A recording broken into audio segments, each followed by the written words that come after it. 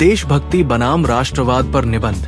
देश और उसके प्रति प्रेम, सम्मान और समर्पण की भावना मानव स्वभाव की एक सहज अभिव्यक्ति है, परंतु जब ये भावना राजनीतिक विचारधाराओं और सांस्कृतिक वर्चस्व की आकांक्षा से जुड़ती है तो इसका रूप बदल जाता है। यही वो बिंदु है जहां देशभक्ति और राष्ट्रवाद के बीच अंतर की रेखा खिंचती है। सतही दृष्टि से दोनों शब्द समान प्रतीत होते हैं, परंतु इनके अर्थ, उद्देश्य और प्रभाव एक दूसरे से भिन्न है। देशभक्ति एक भावनात्मक, नैतिक और नागरिक जिम्मेदारी का भाव है।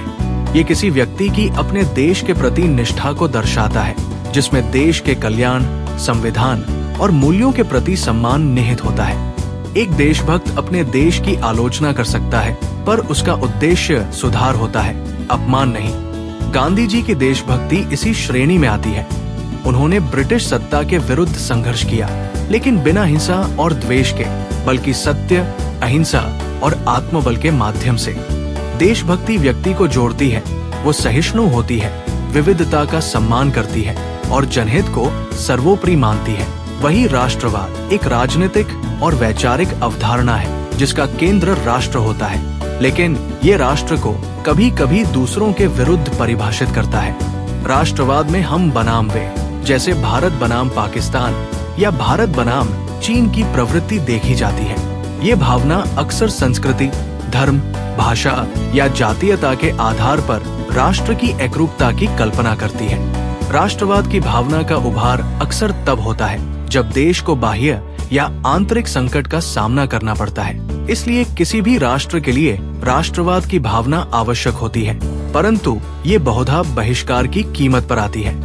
इतिहास में राष्ट्रवाद ने कई सकारात्मक परिवर्तन भी लाए हैं। स्वतंत्रता संग्रामों, उपनिवेशवाद के विरुद्ध लड़ाइयों और सामाजिक पुनर्जागरण में राष्ट्रवादी विचारधारा की भूमिका रही है। परंतु जब राष्ट्रवाद अंधभक्ति, उग्रता और आलोचना विरोधी बन जाता है तब वो खतरनाक हो सकता है। जर्मनी में नाजीवाद, इटली में फासिज्म और आज भी विश्व के कई हिस्सों में कट्टर राष्ट्रवाद ने लोकतंत्र, मानवाधिकार और सामाजिक समरसता को चुनौती दी है। भारत के संदर्भ में ये अंतर और भी महत्वपूर्ण हो जाता है, क्योंकि यहाँ की विविधता ही इसकी सबसे बड़ी ताकत है। भारतीय संविधान ने राष्ट्र की परिकल्पना को हम भारत के लोग से आरंभ किया है, जहाँ भाषा, धर्म, जाति और संस्कृति की बहुलता को सम्मानित किया गया है। देशभक्ति इस विविधता को आत्मसात करती है, जबकि उग्र राष्ट्रवाद कभी कभी इसे संदेह की दृष्टि से देखता है। देशभक्ति संविधान के प्रति निष्ठा की मांग करती है।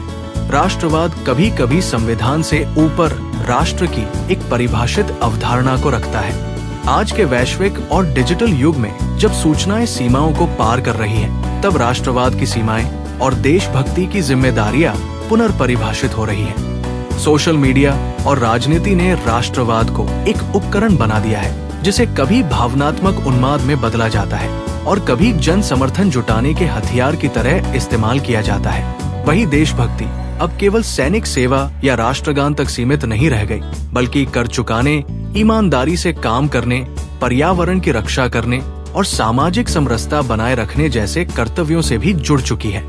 निष्कर्षतः देशभक्ति और राष्ट्रवाद के बीच सबसे बड़ा अंतर ये है कि देशभक्ति राष्ट्र से प्रेम करना सिखाती है, उसकी अच्छाइयों के साथ साथ कमियों को भी स्वीकार कर सुधार की आकांक्षा रखती है, जबकि राष्ट्रवाद कभी कभी आलोचना को देशद्रोह मान लेता है और राष्ट्र को एक आदर्श की तरह प्रस्तुत करता है, जहां असहमति के लिए स्थान नहीं होता। इसलिए आज के भारत को ऐसे देशभक्तों की आवश्यकता है जो संविधान के मूल्यों, लोकतंत्र की आत्मा और विविधता की सुंदरता को समझते हों, जो राष्ट्र की आलोचना को उसकी बेहतरी का माध्यम माने, न कि निंदा का। क्योंकि जब देशभक्ति विवेक से जुड़ती है तब राष्ट्रवाद की अंधता अपने आप मिट जाती है। Like, comment and subscribe.